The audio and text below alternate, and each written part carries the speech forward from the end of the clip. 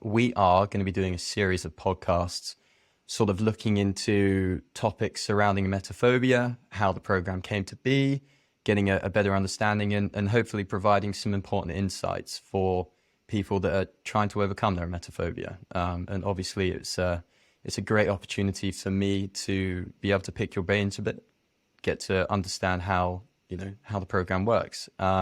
So first episode today, I'm wanting to look a bit about what the barrier to overcoming your phobia might be. So why all of these emetophobes out there are sitting there struggling, knowing what it's like to live with their phobia, but potentially not, doing the right things, taking hold of the opportunities that people like us are presenting to them to engage with it and truly overcome their emetophobia and live, their best life. So if you're ready, I'd love to dive into it a bit with you. So sufferers of emetophobia out there, right? And obviously I can attest to this because for those who don't know, I struggled with emetophobia for about 18 or so years of my life before I became a coach, overcoming my emetophobia with the methods that we now teach. So, I truly understand how difficult and challenging and life limiting it can be living with emetophobia. And I'm just sort of, what I'm thinking about is why these emetophobes that are living, the similar kind of lifestyle that I was going through, why when we're presenting them with an opportunity like this to put the work in and an answer to overcome it, why they might not be wanting to dive into it. What might be stopping them, do you think, from saying, yeah, I'm going to get the program, yeah, I'm going to get through it with a coach, yeah, I'm going to overcome this? What do you think might be some of those limiting factors? That sounds like such an easy question, right? As if there's a simple, oh, it's because of this. But you have to answer that, and it's a very good question. You have to take a step back and talk a little bit about why people have emetophobia, okay? Which I know you know about, right? But your viewers may not. So, very, very briefly, emetophobia, like any phobia, doesn't happen to a person. Feels like it does. If I'm sitting here now in front of a spider and I'm terrified of spiders, it really feels like that spider is causing me my phobia. But it doesn't work that way. We are causing our own phobias by the way we are thinking about the thing that we're frightened of, okay?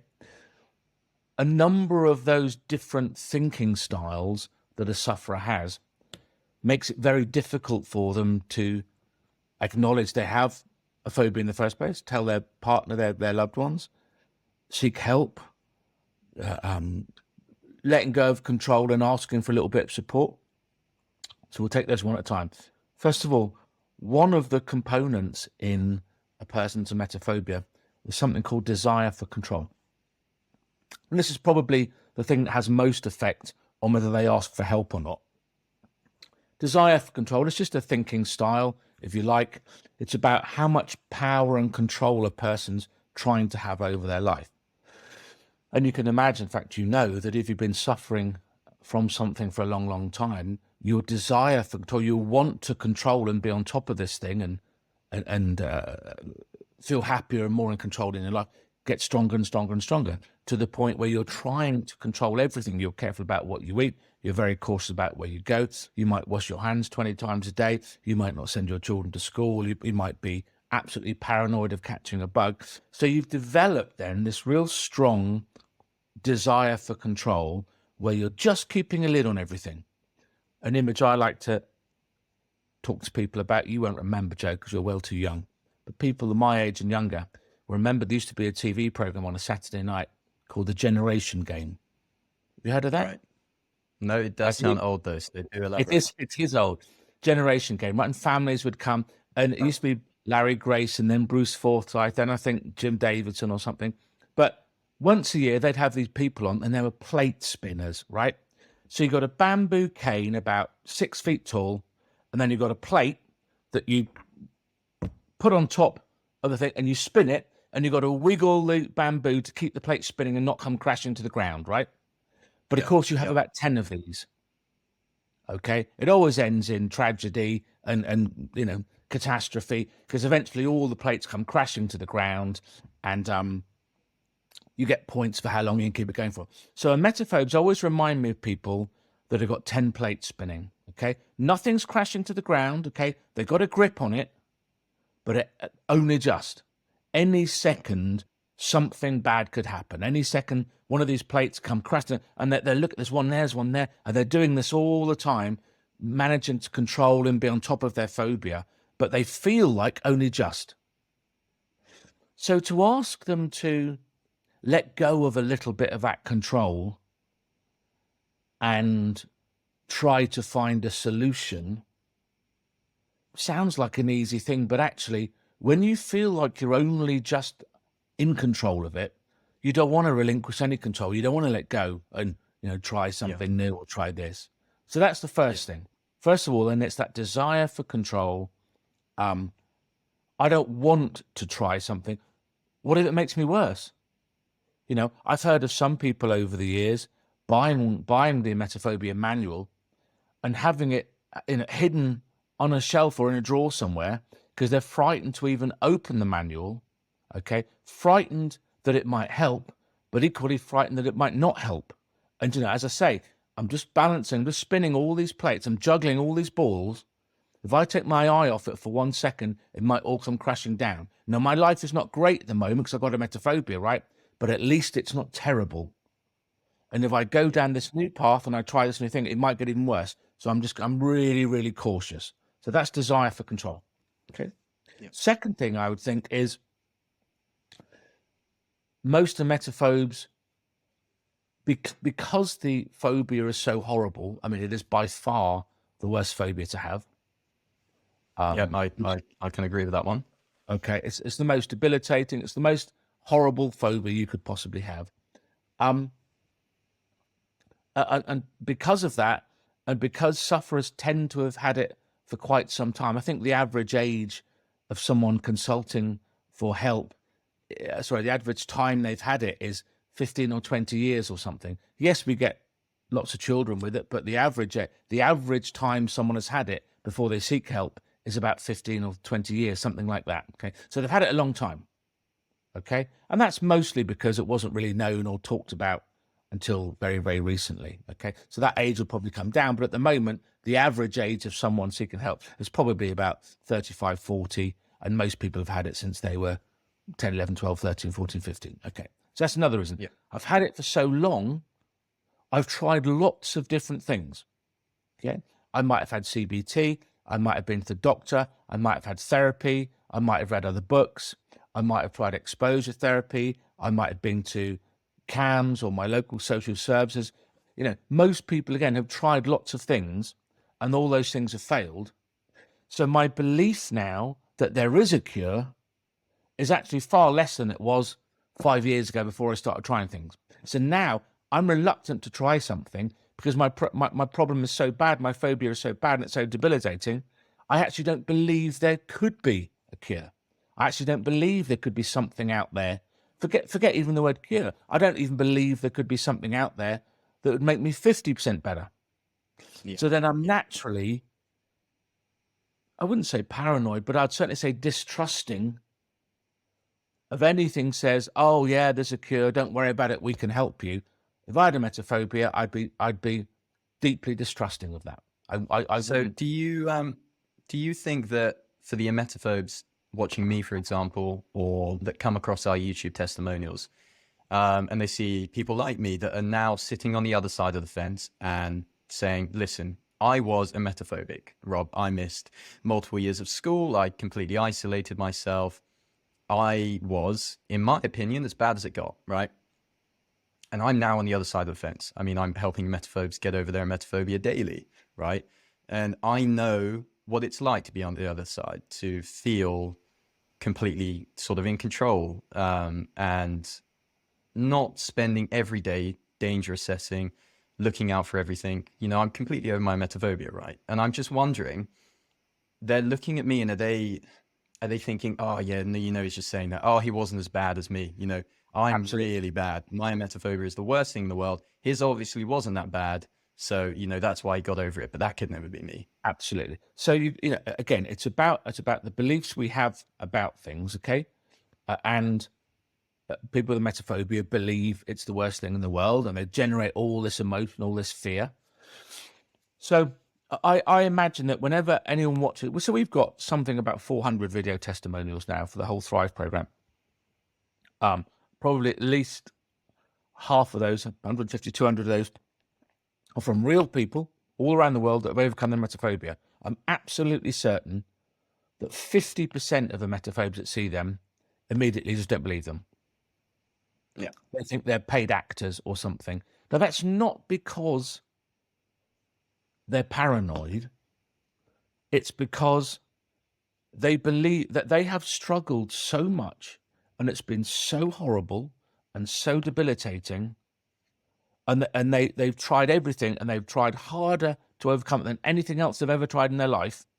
So then you say, oh, I used to have bad emetophobia, I'm over it now, blah, blah, blah. I know you would never say it was easy, but it sounds like it was easy.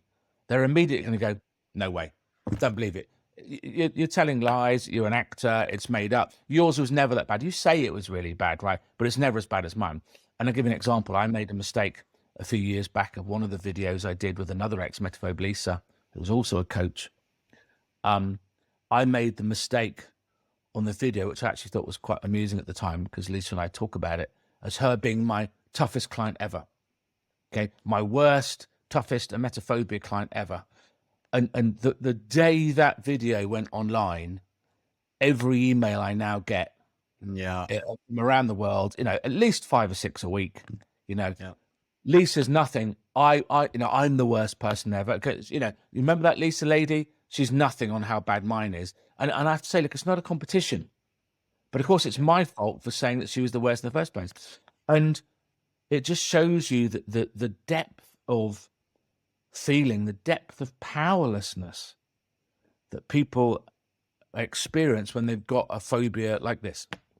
The other thing, coming back, the other thing to think about is this, that, as I said, there are 4 or 5 thinking styles that have an impact upon them seeking help. So one is their desire for control. 2 is they actually don't believe they could be helped. And that's not because they're not nice people. It's not because they're not open people. It's not because they're paranoid people. It's not because they generally don't believe things or they're hard to please. It's because they've suffered for so long and they've tried so hard. Imagine if you tried for 20 years to run a 5K and you just can't do it, right? You just can't get past 2K. No matter what you've done, running shoes, going to the gym, apps, everything, you can't do it. Suddenly someone says, look, I found a way I can teach you to run a 5K. You're going to go, really? Okay, and you're just not going to believe it. So that's that part of it. Also, social anxiety tends to play a big part, certainly in the cause of emetophobia, which is partly the reason why 96% of sufferers are female, and females have more social anxiety than males do. So that's a reason. Social anxiety. A lot of the research says that a lot of emetophobes have never even spoken to their partner about it. There are millions. There's about 10 million English-speaking emetophobes in the USA, Canada, UK, Australia, and New Zealand. Right, about 10 million, 10 or 12 million. Okay, the research says a big chunk of those have never even told their partner. I'm so ashamed that I've got this horrible phobia. I'm not even going to tell my husband or my wife or my girlfriend or my kids. I feel so bad about it. So then that again makes it difficult for them to reach out and ask for help. Yeah. That's very valid, right? I remember walking around telling everyone, oh, it's anxiety that I'm struggling with, right? Because the term anxiety is a far less sort of taboo, especially in terms of that social anxiety. Is what do you mean you're afraid of being sick? You tell someone that once and they tell you, oh well, yeah, okay, but no one likes it, right? But it's not that bad, and you get a response like that, and then you shell up and go, oh right, okay, I'm not telling anyone now. I tried it once, not doing that again. So it's easier just, I just get a bit anxious. It's bad enough having the phobia without them being ridiculed for having the phobia, yeah? Mm-hmm. Imagine, as a big bloke, if I had a phobia of tissue, okay? I'm not going to tell a soul, am I? because I'm just going to get ribbed and the mickey taken out of me all the time. So I wouldn't tell anyone. And that again then makes it harder because you get used to not telling anyone. You get used to keeping it to yourself. So the concept of opening up and talking about it and overcoming it is strange, which leads us on to the next part. The idea that you would have to talk about it. One of the ways in which anyone manages any phobia, but particularly around something like emetophobia, is by as much as possible trying to put it out of their mind. I might spend all day trying not to think about it and distracting myself by doing lots of other things, being really busy all the time and not thinking about it, okay? And then if I go for therapy or something for my phobia, I got to sit down and talk about it. Some emetophobes, I'm sure you know, Joe, some emetophobes can't even read the word SICK or VONIT. They can't even read the word. They won't even look at a book or see something on telly that spells the word. They trigger their anxiety and stress so easily in relation to emetophobic kind of triggers that they can't even read a word. So it's very difficult then. The concept of sitting down and reading a manual or doing some training is just frightening. It's just frightening. It's like someone says to you, if I got a good friend at the moment who's got to go into hospital and have his shoulder reset, okay? And they can't give him a general anesthetic because the part of the bone that originally broke is too close to a spinal cord, right? So they're going to reset his shoulder with a local. Now, he knows that once they've reset it, everything's going to be great. But he doesn't want to go through the pain of having it reset. Yeah, exactly. I get it. And so you'd kind of put it off, wouldn't you? I know my life would be so much better once my arm's working again. Oh, I could drive, I could go out, I could do all those things I used to do, okay? But actually, life is not terrible without my arm, and I'm avoiding the pain of going through this operation. Yeah. And it's the same analogy for someone that might have a phobia of the doctors, right? Is they're living with some kind of minor chronic illness, but they're so terrified of going to the doctors that they just decide, I'm going to live with it. It's easier to just deal with this rather than, lowering that desire for control and going, yeah, okay, I'm going to go to the doctor and sort it out. And I think also it's just worth clarifying maybe to some emetophobics that haven't picked up the program or the manual and they don't know much about us, that are looking in, just to clarify that there's no exposure therapy in what we do and what we take them through. And I think, especially from speaking to some people that are kind of interested about it, is that's normally one of the first questions I get is, is there going to be exposure? Am I going to have to be, doing exposure? I tried it before. I did it with a CBT. And it was the worst thing. It didn't get me anywhere. I hated it. If anything, it made it worse. And I think for some people listening to this, it's worth noting that you absolutely don't need to go through exposure to overcome this phobia. Not for 1 second during the process that I went through did I have to do any exposure. Yet I'm still sitting here today without emetophobia. No, there's no exposure. And part of the reason, two reasons for that. One is it's absolutely unnecessary because it's not about being sick in the first place. Okay, that's the first reason. Secondly is that why would you unnecessarily put someone through the stress of that when it wasn't absolutely necessary? And again, the research into emetophobia shows that exposure therapy isn't effective. And as an example, something like 24% of emetophobes have been sick in recent years, in the last 10 years, okay? And they reported that at the time, it wasn't that bad at all. They were surprised about how easy it was, but they've still got their emetophobia. So having a positive experience of being sick doesn't get you over emetophobia, okay? There are also people who have never, ever in living memory been sick, but still have emetophobia. It's got nothing to do with vomiting at all. So it'd be that's like saying you would have to have someone get bitten by a shark to overcome their fear of sharks. Yeah. You'd have to spend the night in a haunted house to overcome your fear of ghosts. You'd have to have a car crash to overcome your fear of driving. No, there's nothing in the program at all that would or could make anyone worse. There's nothing scary. You're not going to turn a page and there's a horrible picture or a horrible word or a sentence that is really scary or presses your buttons in any way, shape or form. There's none of that at all. It's just slowly getting you to understand how you've created this phobia and to calm all those things down and get a grip of your mental health and the thoughts and the feelings and the beliefs and the behaviors behind it, and until you've completely got rid of it. Yeah, yeah, and it's a nice gradual process, right? And it doesn't happen overnight. Another thing that I see quite often is the fear of failing, right?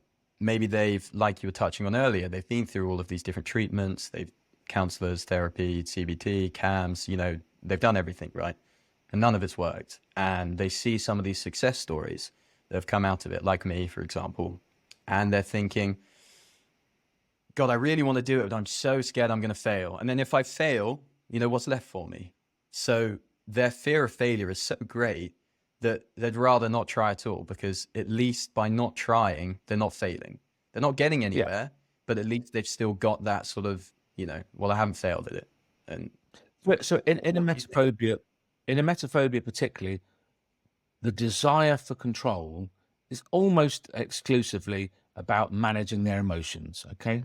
Desire for control really is desire for control over my emotions, okay? And emetophobes live on this roller coaster of emotions that in their mind, all these humps and pits and troughs are triggered off by events out there and this sort of stuff, but actually, it's all in here. And so the desire for control is about desire for me to control my emotions, have more control over them. Instead of having them dictated to me, I want to control them.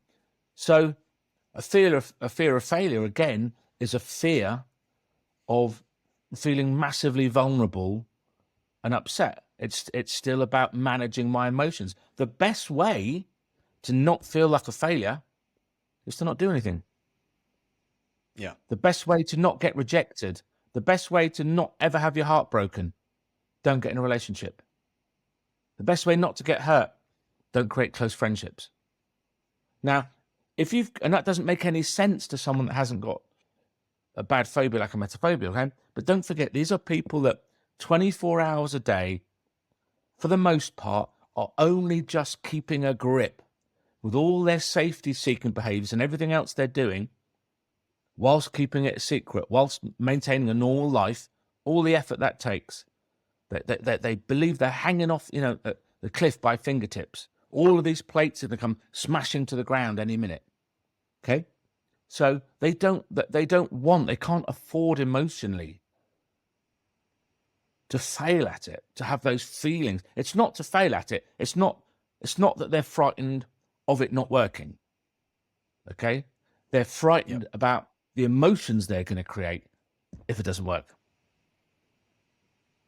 Yeah. And that can be related back to being sick in general, right? It's not the fear of being sick, which I think, a lot of people are like, well, what are you talking about? Of course it is. It's the fear of the emotional response to being sick, isn't it? Yeah. Yes. Because if it was just about fear of being sick, then antiemetic tablets would work. Yeah. In a way, if you think about it, it should be easy. Okay, if you've got a pathological fear of being sick, go to your GP, get some antiemetic tablets, which more or less guarantees you'll never be sick. These are the tablets they give you in a in a hospital after you've had open heart surgery, and the last thing they want you is being unwell. Yeah. So they give you these tablets, and it's impossible to be sick. Okay, and thousands of emetophobes have taken these tablets. It doesn't get them over their phobia. Their phobia is not about being sick. Their phobia is about them not being able to manage their emotions around the idea of being sick. Yeah, and can I just say as well, from potentially someone listening into that, right, and maybe they've never heard of antiemetics before, because I can definitely think if I was listening to that and I hadn't heard of them, that however tempting that kind of sounds, right, hanging on to something like that and knowing, oh yeah, maybe that's the answer, I'm just not going to be sick again because I'll just have these tablets always. That is not going to get you over your phobia. That is not going to give you the life that you're looking for, right? It seems like a nice sort of quick fix or last resort. And trust me, I mean, I've had prescriptions for antiemetics as well, like I believe a lot of emetophobes do.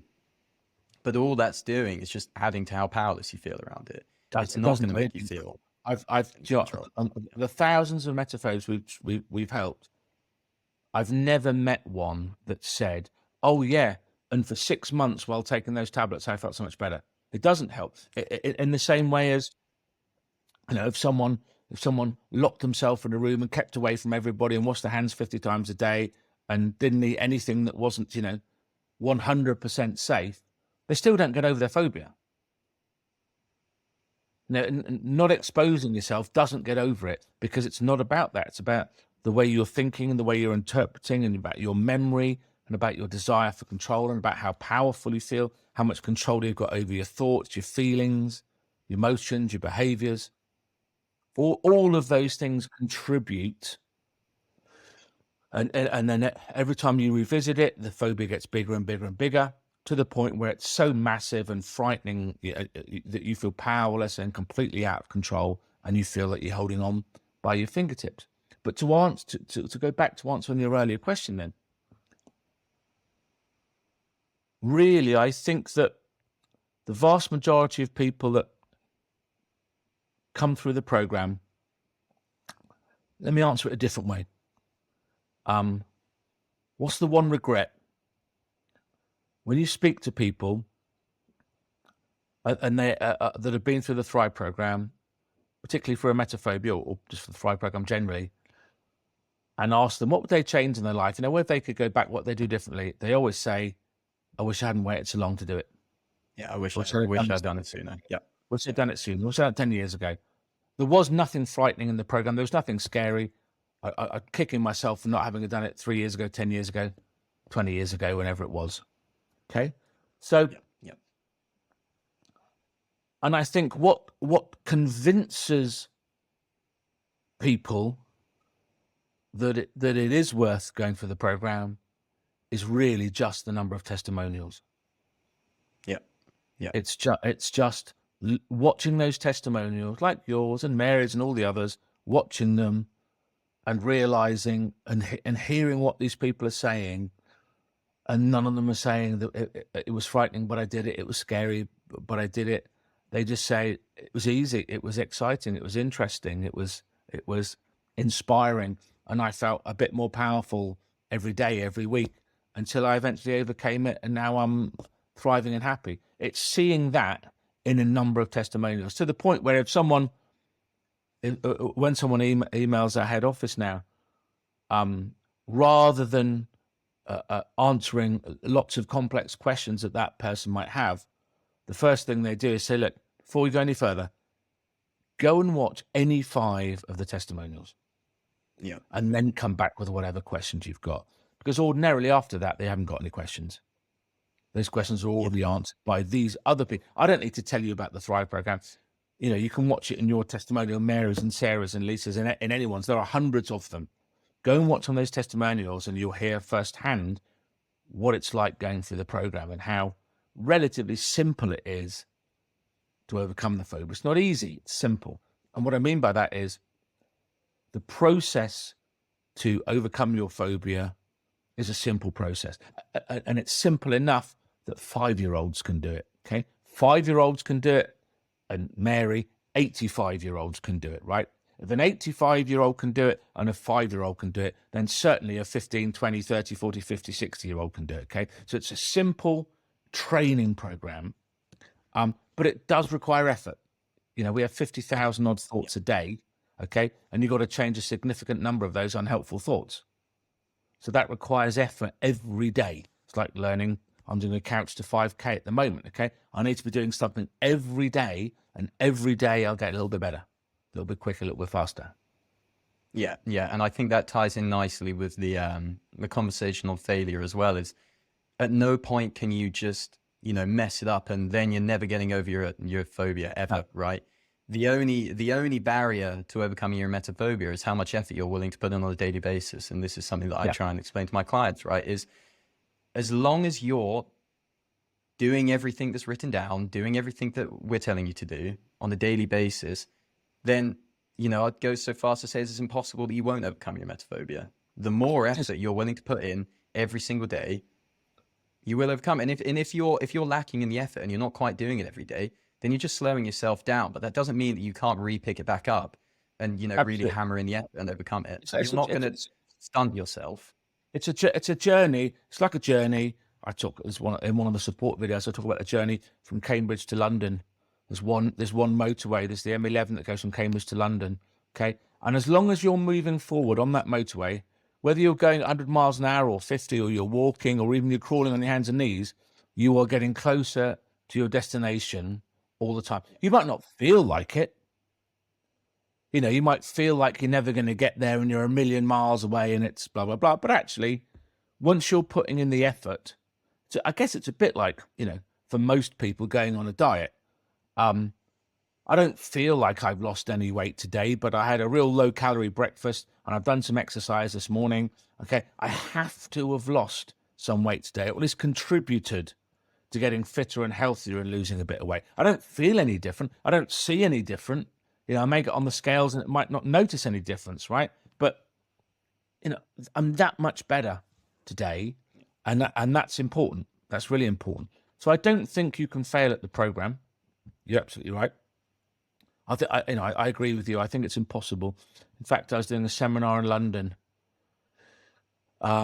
just after our first National Emetophobia Awareness Day about 10 years ago, and it was a workshop for people that were currently going through the book, who thought they were particularly difficult cases, or were really struggling or something, or felt impossible for them. There's about 50 people there, and someone asked that question, and this is how I answered it. I said to them that I absolutely believe it's impossible for a normal person with emetophobia to not overcome their phobia if they go through the program. It's all in a manual. I'd love to show you one now. I haven't got one here. It's all in a manual, right? It's a step-by-step guide.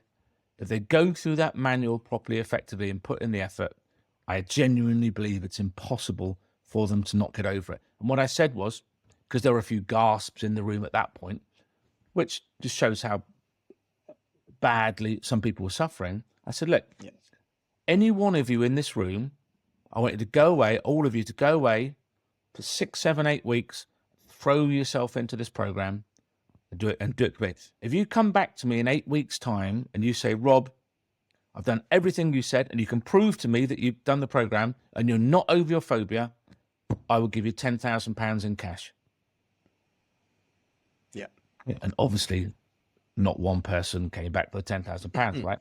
Because it's impossible to not overcome your phobia with it. Now, I'm not saying, and I don't know, because not all of them, I didn't get feedback from every single one 8 or 9 weeks later, but most of them I did. And 3 of them are now coaches working for us, and several of the younger ones completely got over it. But I think that even if a couple of them were only 90% over it by the end of that 7 or 8 weeks, they are so much better at that point. Yeah. They would have realized that actually I can see that how much better I am. I can see that I've only got a week or 2 more to do this, or I can see that there's a few things I need to tweak to get myself that last little bit. But I would stand by that.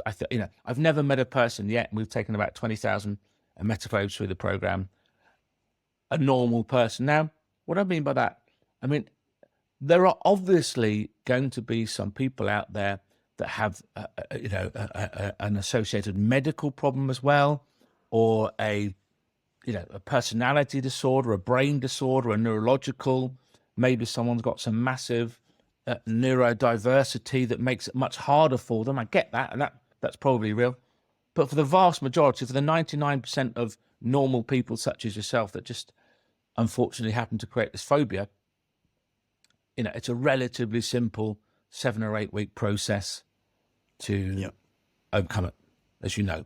Yeah. And the other thing is, on that note, because it's like learning to ride a bike, and some people take a long time to learn to ride a bike, in the same way as some toddlers take a long time to learn to walk.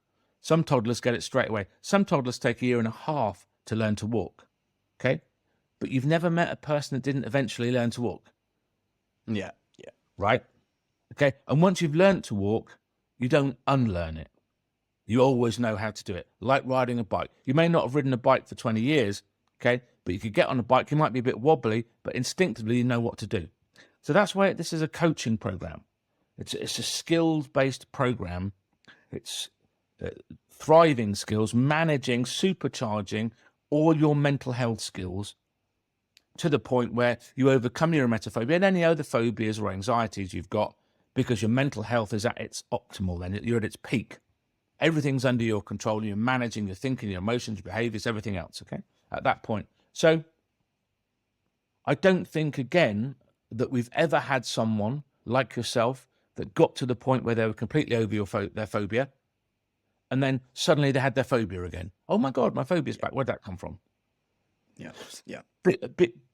It's so unlikely to happen because actually it couldn't happen unless they lost their memory or they had a bang on the head or something, because it's a skill set like riding a bike. Yeah. You know, Yeah. very, Yeah. Exactly. you That's might why be that analogy works so well. Yeah, you might be rusty for 5 minutes, but actually you are learning skills. You go through the program, you are learning insights and skills about the way your brain works and about the way your mental health works, the way your emotions work. And each week, each day, you're getting more of a grip on those things and optimizing them and eventually supercharging them so that you just feel great all the time. At some point during that process, you're going to overcome any phobias that you have, because of course phobias are caused by, poorly managed thinking and beliefs and attitudes, behaviors and emotions. That's what they are. That's what a phobia is. Yeah. Yeah. Brilliant. But it's nothing but fear, but fear itself, and that's the whole point. Yeah, if being sick was terrifying, just as many men would have a phobia of being sick as women do. But actually, it's 96% female. It's not about being sick. There are just as many English people with a fear of snakes as Irish people, right? There's no snakes in Ireland. Yeah, the vast majority, there's 12 million people in the UK with a fear of flying. None of them ever been in a plane crash. Yeah. Got nothing to do with this situation, right? It's everything to do with the thinking styles, the beliefs, the attitudes that you have, the cognitive biases that you have that make something massive out of something that's a lot smaller than it's perceived to be. Yeah, yeah, brilliant. And I just want to sort of round it off with, if you're sitting here right now listening to this podcast, me and Rob, and you're still not believing in what we're saying, I just want to note that it doesn't matter if you're not believing in us, right, and you're not believing in the program. I think as long as you're picking that up and you're putting in the effort in, regardless of your belief that you have that you can actually overcome it, just put the effort in, do what it says, and you will see the results. You've got nothing to lose. It's easier than that, mate. It's easier than that, right? All of the manuals have got a money back offer on them. Okay, they actually have nothing to lose, nothing at all. Okay, anybody around the world can buy any of the Thrive program manuals. Okay, and for any reason, they don't even need to tell us a reason. For any reason at all, they just don't like it, don't think it's going, whatever. Okay, just let us know within a fortnight, and they'll get a full 100% refund, no questions asked, the same day. Okay, so they have absolutely nothing to lose by buying a manual and at least, from a distance, flicking through the pages to realize it's not scary and just to test it. I don't mind if they want to test it. I don't mind if, we have a program, I think the only program probably that cures emetophobia. Every emetophobe should be given the opportunity to go through it, okay? They don't want to, that's fair enough, okay? But to carry on suffering without knowing that there is a cure out there, I don't think I'd sleep very well at night knowing that we're not giving people at least the opportunity to do that. Yeah, exactly that. So you can't fail at it. There's no reason why you shouldn't at least give it a go. And like you say, if you're not happy with it, then just get your money back. No loss, right? At least give it a go. You might get a little bit better, and then you might surprise yourself, right? So stick with it, see what happens. There you go. Cool. Amazing. All right. Fantastic. Thanks so much, Rob. We'll continue to sequence these. And hopefully for you guys listening out there, you'll be able to at the very least gain something from it. That's our main aim, isn't it? So Lovely chatting with you, Rob, and looking forward to doing the next one. Nice to see you, mate.